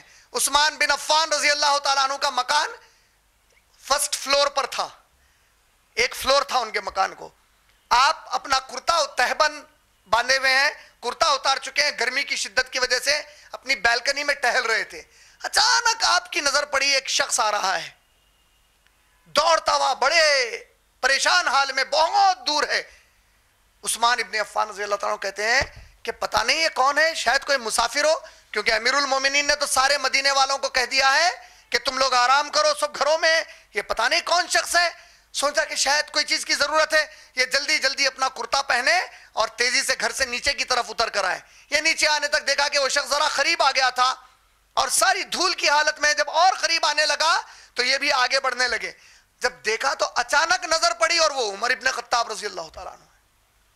کہا امیر المومنین کیا بات ہے، آپ کہاں؟ آپ نے تو سب کو حکم دیا ہے. کیا حکم دیا ہے؟ آپ نے سب کو حکم دیا ہے کہ گھروں میں چلے جائیں، دھوپ کی شدت ہے، آپ یہ دھوپ میں کہاں نکل پڑے؟ کہا اے عثمان، عمر برباد ہو جائے گا قیامت کے دن. اللہ اکبر. یہ کس کے منہ کے جملے ہیں میرے بھائی؟ سوچو، ہماری زبان اور دماغ میں تصور نہیں ہے کہ قیامت میں ہم برباد ہوں گے، جبکہ امیر المومنین عمر ابن خطاب کہتے ہیں کہ عمر برباد ہو جائے گا قیامت کے دن. کہا اللہ آپ کے ساتھ خیر کرے. امیر المومنین بات کیا ہوئی؟ کہا عثمان، وہ جو بیت المال کے جو اونٹ سامان لائے تھے جو امت مسلمہ کا حق ہے، اس میں کا ایک اونٹ بھاگ گیا. کہا امیر المومنین آپ بھی تو بس آپ غلاموں کو حکم دیتے، آپ ہمیں حکم دیتے، ہم سارا مدینہ گھومتے اور انہیں ڈھونڈ کر لا لیتے اس اونٹ کو. کیا جواب آیا؟ جواب دینے والے کون ہیں؟ عثمان غنی رضی اللہ تعالیٰ عنہ. کیا کہہ رہے ہیں؟ اے امیر المومنین آپ نے تو حد کر دی، اتنے غلام ہیں، اتنے آپ کے صحابہ ہیں، آپ کو ضرورت کیا تھی؟ آپ ہمیں حکم دیتے، ہم سارا مدینہ چھان دیتے، اونٹ کو پکڑ لاتے. جواب آتا ہے عمر ابن خطاب کا، اے عثمان، اے عثمان سن لے، تم میں سے اللہ نے کسی کو بیت المال کا امیر المومنین نہیں بنایا، مجھے بنایا. تم کو اگر حکم دیتا ڈھونڈنے کا، غلاموں کو حکم دیتا ڈھونڈنے کا، اگر ڈھونڈنے میں تھوڑی کوتاہی برتتے اور نہیں ملتا تو عمر کی گردن جہنم میں جھکی جاتی کہ اے عمر تو ذمہ دار تھا، پھر ان کے حوالے ذمہ داری کیوں کیا؟ اللہ اکبر. یہ کیسے صحابہ تھے؟ یہ صحابہ ایک مرتبہ مدینہ طیبہ میں ایک یتیم لڑکا تھا، کم عمر لڑکا تھا، جس کے باپ کی طرف سے اس کو وراثت میں ایک چھوٹا سا باغ ملا تھا، چھوٹا باغ مل گیا تھا. اب یہ لڑکا چاہتا تھا، یتیم لڑکا، کہ اس باغ کے اطراف دیوار اٹھا دوں اور دیوار سے اس کی حفاظت کر دوں. جب یہ دیوار اٹھانے لگا تو ایک حصے میں اس کے باغ کے اس کے پڑوسی کا ایک کھجور کا جھاڑ ایسا کھڑا ہو گیا تھا کہ دیوار اٹھانے میں ٹیڑھ ہو رہی تھی. اس نے اپنے پڑوسی کو کہا کہ بھائی یہ جھاڑ اگر آپ مجھے دے دیں, اللہ نے آپ کو بے شمار جھاڑ دیے ہیں, یہ ایک جھاڑ اگر آپ مجھے دے دیں تو میں دیوار تھوڑا اس کے پیچھے سے اٹھا لیتا ہوں. وہ پڑوسی نے کہا کہ میں تجھے کوئی جھاڑ وغیرہ نہیں دوں گا. یہ لڑکا بے چین تھا کہ وہ ایک جھاڑ کی وجہ سے کوئی بھی دیوار پھاند سکتا ہے, دیوار گر سکتی ہے. وہ رسول کریم صلی اللہ علیہ وسلم کے پاس آیا اور پورا معاملہ سنایا. اللہ کے نبی صلی اللہ علیہ وسلم نے کہا کہ ٹھیک ہے تمہارے پڑوسی کو بلا لاؤ. پڑوسی کو بلایا گیا. اللہ کے رسول کریم صلی اللہ علیہ وسلم نے فرمایا کہ بھائی اسے تو ایک جھاڑ دے دینا. کہا کہ اللہ کے نبی میں اس سے وہ جھاڑ دینے والا نہیں ہوں. اور وہ شخص کو بڑا غصہ آیا, کہا کہ اچھا ایک جھاڑ کا چھوٹا معاملہ تھا, اس نے نبی صلی اللہ علیہ وسلم کے پاس تک لے گیا. تو کہا کہ میں نہیں دوں گا. اللہ کے نبی صلی اللہ علیہ وسلم نے اس صحابی کو کہا, وہ شخص کو کہا کہ تو اگر اسے یہ جھاڑ دے دے گا تو میں تجھے جنت میں ایک کھجور کا جھاڑ دلاؤں گا. اب وہ شخص پلٹ کر بولا کہ مجھے جنت ونت نہیں چاہیے. استغفر اللہ علیہ. ذرا سن لو میرے بھائی, ہمارے پاس کے بھی کئی کمبخت ایسے ہیں آج مسلمان جو جنت وغیرہ کے بارے میں ایسے ہی جملے کہہ دیتے ہیں. کہا کہ مجھے نہیں چاہیے. اور اچانک وہاں ابو دہدہ رضی اللہ تعالیٰ عنہ بیٹھے تھے. وہ اٹھ کر آئے, بولے اللہ کے رسول اگر وہ جھاڑ میں اس لڑکے کو دلا دوں تو وہ ایک جھاڑ جو آپ جنت میں دینا چاہتے ہیں وہ میرے لیے وعدہ ہے؟ کہا ہاں ابو دہدہ تیرے لیے بھی وعدہ ہے. تو وہ ابو دہدہ رضی اللہ تعالیٰ عنہ فوری اس شخص کے پاس گئے. بولے کیا تو مجھے جانتا ہے؟ بولا کہ اے ابو دہدہ تمہیں مدینے میں کون نہیں جانتا. مان لیجئے آپ کو ٹاٹا مل جائے یا امبانی مل جائے یا بل گیٹس مل کر پوچھے آپ مجھے جانتے ہیں, تو شاید ہی کوئی آج کے دور کا ایسا ہوگا جو کہے گا کہ بھائی ہم آپ کو نہیں جانتے. یا سچن ٹنڈولکر کسی کو مل کر آپ میں سے پوچھے تم مجھے جانتے ہو تو کیا کہیں گے آپ؟ یہ ابو دہدہ رضی اللہ تعالیٰ عنہ اتنا مشہور کیوں تھے؟ آج آپ کے زمانے میں اگر کسی کے بارے میں کہا جائے بھائی ان کے 200-300 7 اسٹار ہوٹلز کی چین ہے تو کتنی بڑی بات ہے بھائی. 200-300 7 اسٹار ہوٹلز. تو اس زمانے میں اگر کسی کے پاس کھجور کے جھاڑ ہوتے تو جتنے زیادہ جھاڑ ہوتے وہ اتنا امیر مانا جاتا. ابو دہدہ رضی اللہ تعالیٰ عنہ کے باغ میں 500 کھجور کے جھاڑ تھے. اللہ اکبر. وہ کہتے ہیں تو مجھے جانتا ہے؟ کہا کہ اے ابو دہدہ آپ کو کون نہیں جانتا, آپ تو وہ 500 کھجور کے جھاڑ والے مالک ہو. کہا کہ اچھا بتا اگر میں تجھے وہ پورے 500 کھجور کے جھاڑ والا باغ دے دوں تو کیا وہ تو ایک جھاڑ دے گا؟ وہ بولا کہ اے ابو دہدہ تم کیا پاگل ہو گئے ہو, سٹیا گئے ہو, وہ ایک جھاڑ کے لیے 500 جھاڑ والا کھیت بیچو گے؟ انہوں نے کہا دیکھ زیادہ بات مت کر, تو دے گا کہ نہیں 500 لے لے. کہا کہ یہ سودا آپ سے کون نہیں کرے گا. آج آپ کی اور میری مثال اس شخص کی جیسی ہے. کسی کو ایک جنت کے جھاڑ کے لیے 500 دینے میں کوئی ہچکچاہٹ نہیں ہے, اور کسی کو ایک جھاڑ کے لیے جنت کے ایک جھاڑ یہاں دینے کے لیے ہچکچاہٹ ہے. آپ اپنے جیبوں سے 1 روپیہ آج اللہ کے لیے نکالنے کو کندراتے ہو اور ہزاروں روپیہ دنیا کے پیچھے ڈال دیتے ہو. آج اللہ کے لیے اپنا وقت نکالنے کندراتے ہو اور فضول کاموں میں ہزاروں گھنٹے اپنے برباد کر دیتے ہو. آج اللہ کا دین سیکھنے کے لیے کندراتے ہو اور وہ تعلیم جو آپ کو اس دنیا اور آخرت میں کوئی بڑائی اسلام کی عطا نہیں کر سکتی اس کے لیے ساری زندگی محنت کرتے ہو. آج ایک اللہ کو ناخوش کر کے آپ اپنے ماں کو باپ کو خوش کرتے ہو. آپ سوچ رہے ہوں گے ماں باپ کو اللہ کو ناخوش کر کے کیسے کرتے ہیں. کیسے کمبخت ایسے ماں باپ ہیں جو اپنے بچوں سے کہیں کہ چہرے کی داڑھی نکال دو, جو اپنے بچوں سے کہیں کہ ٹخنے کے نیچے کپڑا پہنو, جو اپنی اولاد سے کہیں کہ برقع نہ پہنو برقع اتار دو, جو اپنے بچوں اور بچیوں کو دین کی تعلیم حاصل کرنے سے روکے, ان سے بڑے ذلیل اور کمبخت قسم کا کوئی اور مسلمان اس زمین پر نہیں ہو سکتا. اور وہی معاملہ جب وہاں ہو رہا تھا تو دیکھو وہ شخص ایسا ہی تھا. اس کو نبی نے کہا ایک جھاڑ جنت میں لے لے, تو اسے جنت کے جھاڑ کی فکر زیادہ نہیں تھی, 500 یہاں کے باغ کی فکر تھی. یہ کمبخت کے دماغ میں اتنی سی بات نہیں آئی کہ ایک چھوٹا طوفان, ایک قحط, ایک زلزلہ پورے باغیچے کو ختم کر سکتا ہے. لیکن جنت کے جھاڑ کو کون ختم کرے گا؟ جس کا نگران کار خود اللہ رب العالمین ہے. اس نے اس کی پرواہ نہیں کی. ابو دہدہ نے کہا کہ لے لے 500 جھاڑ. طے ہو گیا معاملہ. دوڑتے دوڑتے اللہ کے نبی کے پاس آئے. نبی صلی اللہ علیہ وسلم سے کہا اے اللہ کے رسول اس لڑکے سے کہیے کہ جائے دوڑے اور وہ جھاڑ حاصل کر لے, وہ دیوار اٹھا لے, میں نے کر لیا ہے سودا. اب کہا اے اللہ کے نبی میرا سودا ہو گیا, بس ایک چھوٹے سے سوال کا اس ابو دہدہ کو آپ جواب دے دے میرے اللہ کے رسول, ذرا مجھے بتائیے کیا میرے لیے ایک جھاڑ جنت میں لگ گیا کہ نہیں لگ گیا؟ کیا کہا؟ کیا میرے لیے جنت میں ایک جھاڑ لگ گیا کہ نہیں لگ گیا؟ کہا اے ابو دہدا تیرے جھاڑ پر کتنے میوے آتے ہیں؟ جتنے میوے اتنے جھاڑ، جتنے میوے اتنے جھاڑ، جتنے میوے اتنے جھاڑ۔ اتنے بار کہا نبی صلی اللہ علیہ وسلم نے کہ ابو دہدا دوڑتے ہوئے خوشی کے مارے اپنی بیوی کی طرف بھاگے۔ اللہ کے نبی رک رہے ہی نہیں ہے جملہ بولنے سے۔ تیرے جھاڑ پر کتنے میوے لگتے پوچھے، کتنے کھجور لگتے پوچھے، تو ایک جھاڑ پوچھنے آیا ابو دہدا؟ تیرے اس سودے سے رب اتنا راضی ہوا کہ جتنے کھجور ایک جھاڑ پر لگتے ہیں اتنے میوے لگا، جتنے میوے اتنے جھاڑ تجھے دیتے چلے گئے اللہ تعالیٰ۔ اور یہ جملہ بولتے چلے گئے یہاں تک کہ ابو دہدا اٹھ کر دوڑے اپنی بیوی کی طرف، کہا یا ام دہدا، یا ام دہدا تعال، اے دہدا کی ماں، اے دہدا کی ماں باہر نکل۔ کہا کیا بات ہے؟ کہا میں نے آج ایک بڑا سودا کر دیا ہے۔ کہا تم نے سودا کیا؟ کیا سودا کیا؟ کہا کہ میں نے جنت کے ایک جھاڑ کے بدلے میں اس کو بیچ دیا ہے باغ کو۔ یا اللہ، بیوی کہتی ہے ابو دہدا بڑے ہوشیار ہو گئے ہو، زبردست سودا کر کے آئے ہو۔ یہ کیسی بیویاں ہیں؟ یہ کیسی بیویاں ہیں؟ آج کی بیوی کتنا مال لائے، کتنا بچائے، بچے کے لیے کیا رکھے، بچی کے لیے کیا رکھے، میرے لیے کیا رکھے، کل کے لیے کیا رکھے۔ ارے کمبختی، تیری کل کی زندگی تجھے نہیں معلوم، کمبخت تجھے تیری کل کی زندگی نہیں معلوم، لیکن جو کل حقیقت ہونے والا ہے اس کی تیرے پاس آج کوئی فکر نہیں ہے۔ جس کل کے بارے میں رب قسم کھا کھا کر کتاب میں بھر رہا ہے قسموں سے کہ یہ کل بڑا سخت کل ہے، اس کل کی کسی کو فکر نہیں ہے۔ اس کل کی فکر ہے جس کل کے بارے میں تو تیرا باپ کچھ نہیں کر سکتا اگر رب کا فیصلہ کچھ اور ہو گیا ہے تو۔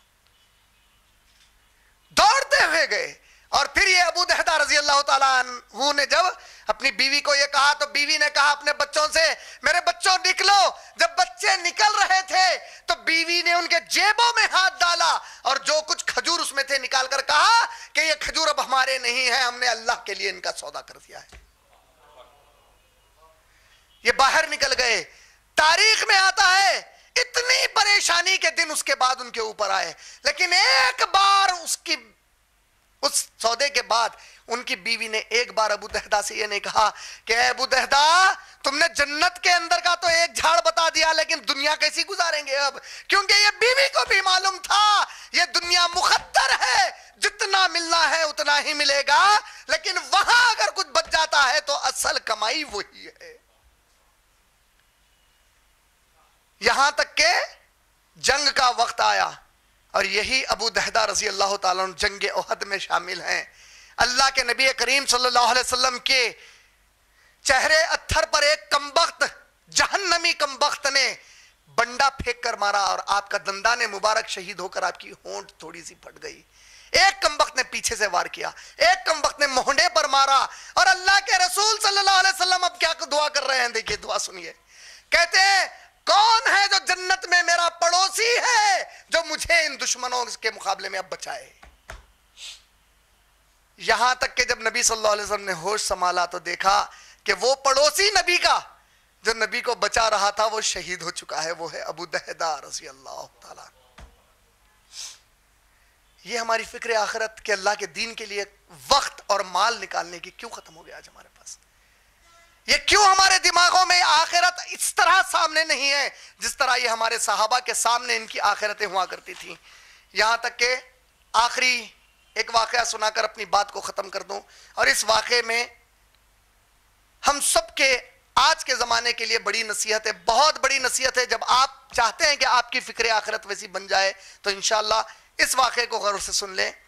مدینہ طیبہ میں ہجرت کرنے کا جب وقت آیا، مکے سے مدینہ جانے کا جب وقت آیا تو مدینے سے انصار صحابہ کی ایک 73 صحابہ کا ایک گروپ رسول کریم صلی اللہ علیہ وسلم سے ملاقات کرنے مکہ آیا۔ 73 انصار صحابہ آئے تاکہ نبی کریم صلی اللہ علیہ وسلم سے پوچھ لیں کہ اے اللہ کے رسول آپ آ رہے ہیں، وہاں پر بتائیے ہم آپ کے لیے کیا کیا انتظامات کریں۔ تو جب اللہ کے نبی صلی اللہ علیہ وسلم ان 73 انصار صحابہ سے ملنے کے لیے ایک مقام پر پہنچے تو نبی صلی اللہ علیہ وسلم کے ساتھ ان کے چچا عباس رضی اللہ تعالیٰ عنہ موجود تھے، جس کے بیٹے عبداللہ ابن عباس ہیں۔ عباس رضی اللہ تعالیٰ عنہ ابھی ایمان نہیں لائے تھے جس وقت وہاں پر پہنچے۔ تو جب وہ 73 انصار صحابہ سے ملاقات ہوئی تو چاچا نے شروع کی گفتگو، جو ابھی کلمہ نہیں پڑھے ہیں، کہا کہ دیکھو میرا بھتیجا بڑا ہی نیک بھتیجا ہے، یہ کون دے رہے ہیں گواہی؟ جو ابھی کلمہ نہیں پڑھے ہیں. اس نے کبھی کوئی گناہ نہیں کیا ہے.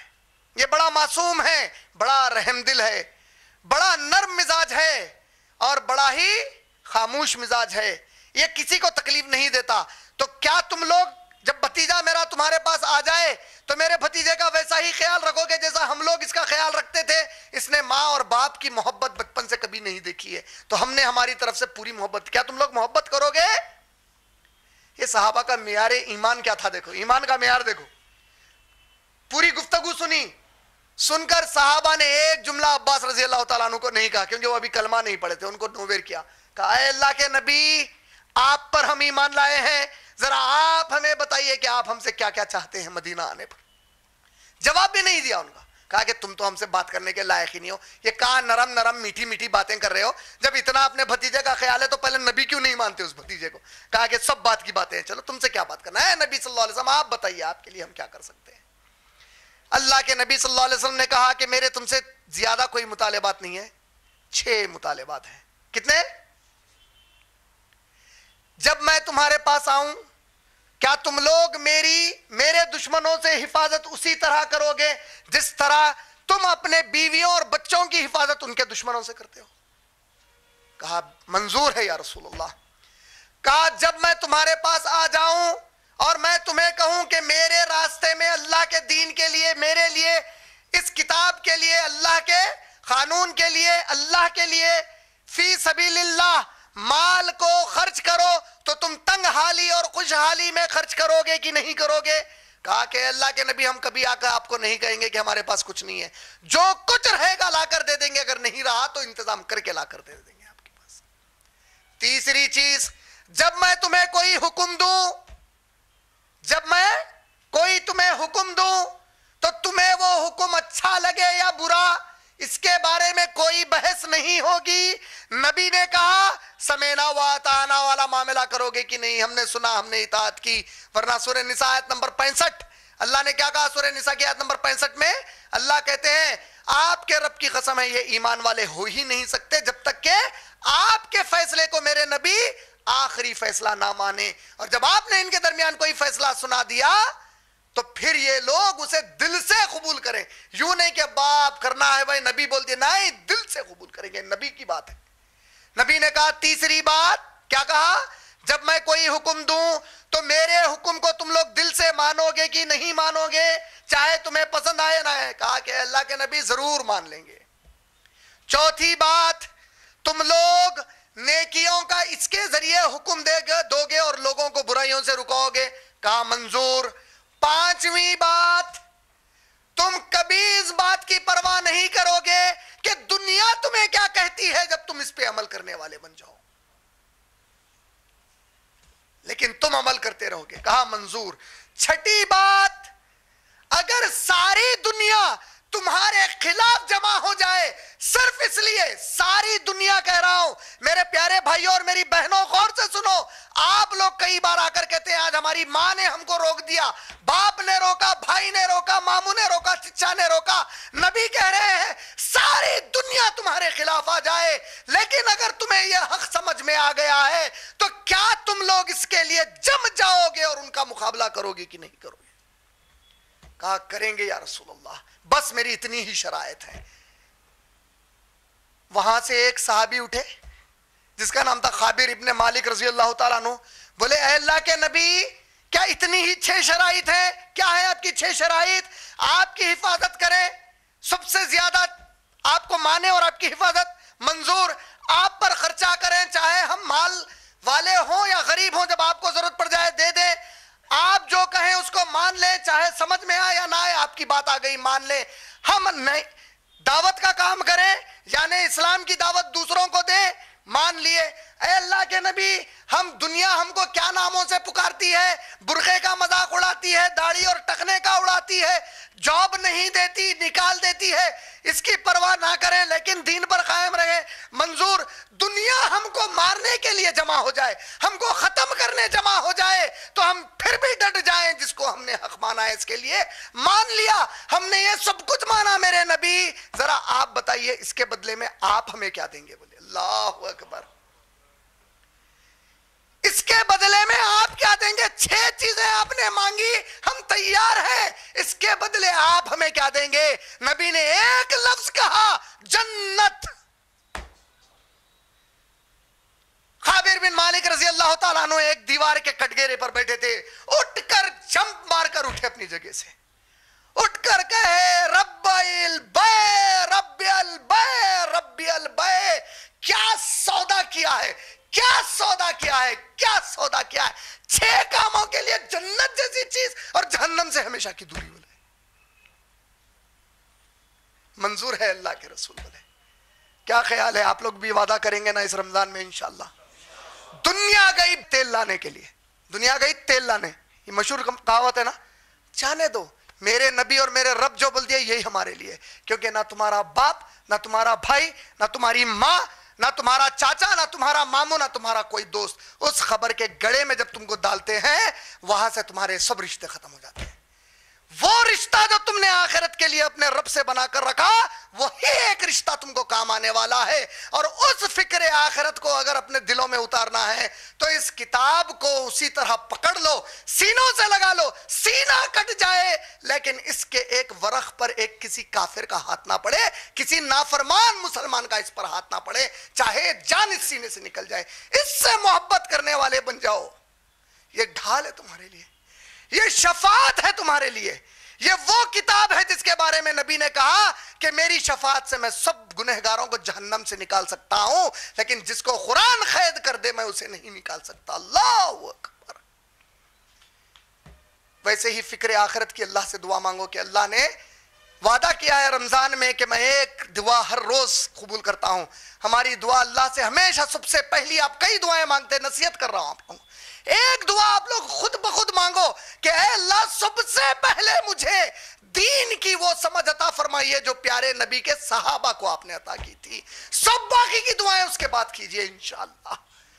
تو اے اللہ آپ ہم سے راضی ہو جائیے، ہماری محنتوں کو قبول کیجئے، اے اللہ رب العالمین ہم میں صحابہ کی فکر آخرت ڈال دیجئے انشاءاللہ، اور ہم کو ڈٹ کر ان سب مخالفین کا مقابلہ کرنے والا بنائیے اسلام کے، چاہے وہ مخالفین کافر اور مشرک کی شکل میں ہو یا پیدائشی مسلمان کی شکل میں، اور وہ بھی گھروں کے ماں باپ اور بھائی بہن کیوں نہ ہو، ہم کو ان سب سے مقابلہ کرنے والا بنائیے، اور ہم کو استعمال کیجئے دوبارہ اس قرآن کو اس زمین پر نافذ کرنے کے لیے، اور ہم کو بھی بالکل ہمارے صحابہ کی طرح راتوں میں جاگ کر آپ سے ڈر کر آپ کی عبادت کرنے والا بنائیے، اور دن میں اس کتاب کو سب میں پہنچانے والا بنا دیجئے۔ اے اللہ رب العالمین ہمارے تمام روزوں کی عبادتوں کو قبول فرمائیے، رمضان اور اس کے پورے بعد جب تک ہماری حیات ہے تب تک جو بھی ہم گناہ کریں گے، اور اس رمضان تک ہم نے جتنے گناہ کیے چاہے کبیرہ یا صغیرہ، جان بوجھ کر یا انجانے میں، آپ ہم پر رحم کھا کے اسے معاف فرما دیجئے۔ آپ کی رحمت اور مغفرت کے سامنے سارے مسلمانوں کے گناہ جمع کر دیں تو رائی کے دانے کے برابر نہیں، آپ کی عظیم رحمت اور عظیم مغفرت ہے، ہم کو معاف فرما دیجئے۔